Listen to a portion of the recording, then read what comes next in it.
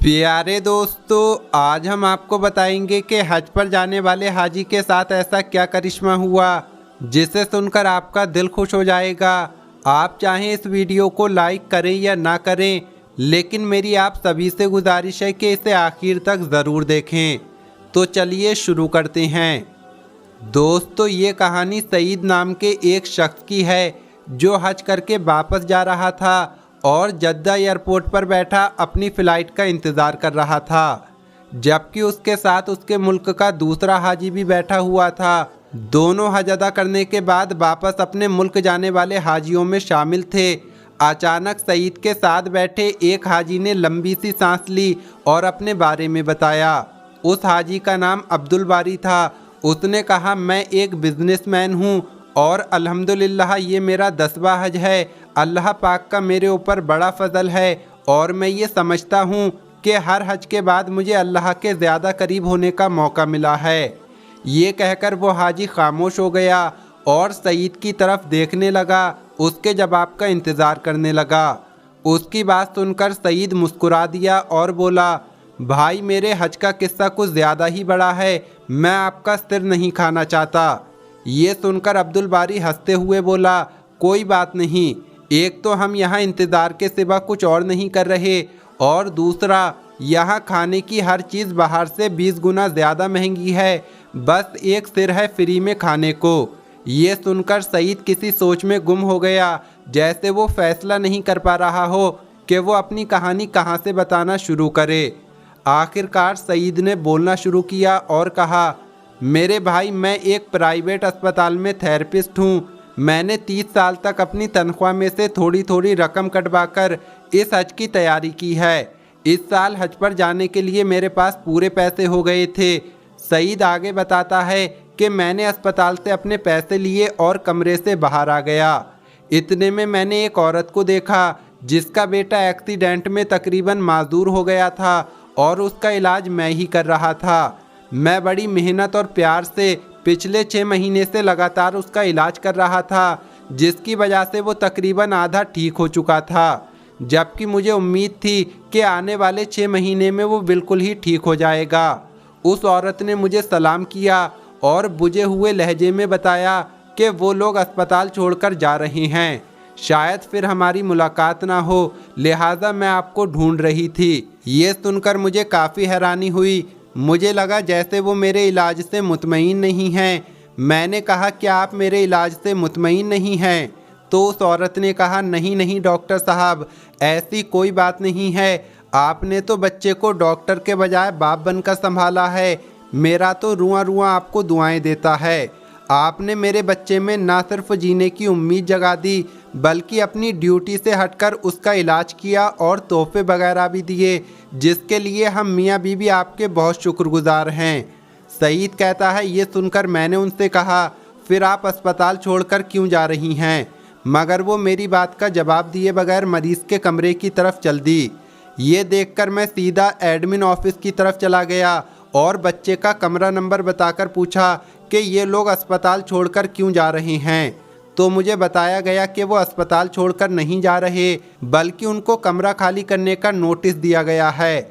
लड़के का बाप जॉब से निकाल दिया गया है, जिसकी वजह से वो लोग अस्पताल के खर्च देने के काबिल नहीं हैं, लिहाजा उनको कमरा खाली करने के लिए कह दिया गया है। सईद कहता है, ये सुनकर मैं वहाँ से मैनेजर साहब के ऑफिस में गया और उनसे सिफारिश करने लगा कि बच्चे को इलाज जारी रखने की इजाज़त दी जाए।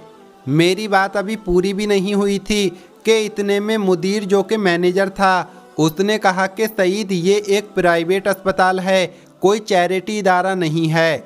यहाँ वही इलाज करवा सकता है जो खर्च करने की ताकत रखता है। मुदीर का ये जवाब सुनकर मैं जैसे ही मुड़ा तो मेरा सीधा हाथ मेरी जेब से टकरा गया, जिसमें मेरे हज के पैसे रखे हुए थे। इन्हीं पैसों से मैं हज करने के लिए जाने वाला था।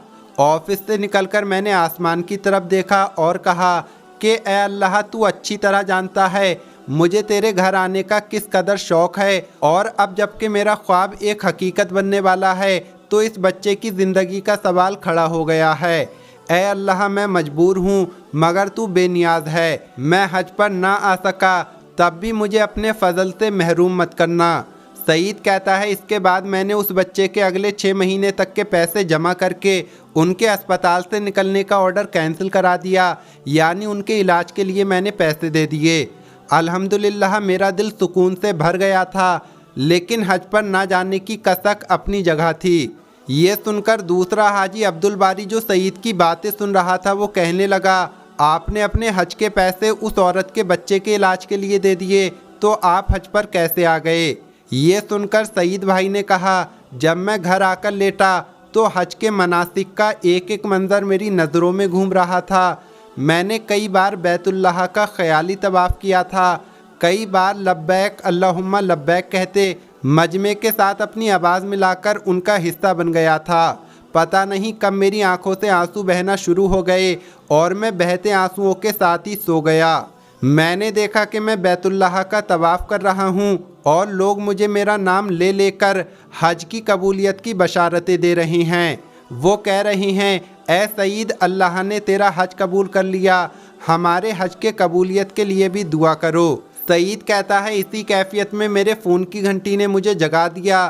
फ़ोन पर अस्पताल का मैनेजर बात कर रहा था और वो कह रहा था कि अस्पताल का मालिक हज पर जा रहा है, वो अपने ख़ास मुआलिज के बगैर कभी भी नहीं जाता, मगर इस दफ़ा इसके मुआलिज की बीवी शदीद बीमार हो गई है, जो बीवी को इस हाल में छोड़कर बॉस के साथ हज पर नहीं जा सकता, लिहाजा आपको उनके साथ भेजने का फ़ैसला किया गया है। आप अपने ज़रूरी कागजात अस्पताल के एडमिन ऑफिस में पहुंचा दें।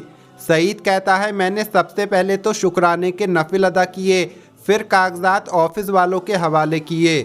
यूँ अल्लाह पाक ने मुझे अपने घर बुलाने का इंतज़ाम कर दिया।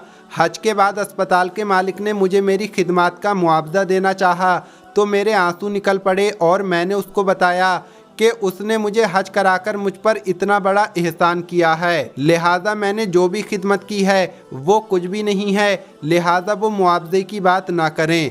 फिर मैंने अस्पताल मालिक को सारा वाक़या तफसील के साथ बता दिया, यानी उस बच्चे के बारे में और अपने बारे में बता दिया, जिस पर उसने मक्के से ही फ़ोन करके उस बच्चे के मुकम्मल इलाज तक उसे अस्पताल में बिना पैसे लिए रखने के लिए कह दिया और उस औरत के शौहर को यानी बच्चे के बाप को अपनी एक फैक्ट्री में सुपरवाइज़र की पोस्ट पर रख दिया और अस्पताल वालों को मेरे सारे पैसे मुझे वापस करने के लिए कह दिया।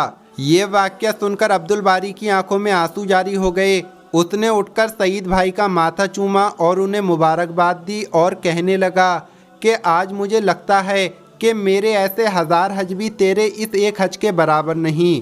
उसने उसके इस तरह हज पर आने की तारीफ़ की और कहा, हाजी सईद, अल्लाह पाक से मेरे हज की कबूलियत की भी दुआ कर दो, अल्लाह पाक तुम्हारे हज में बरकत दे।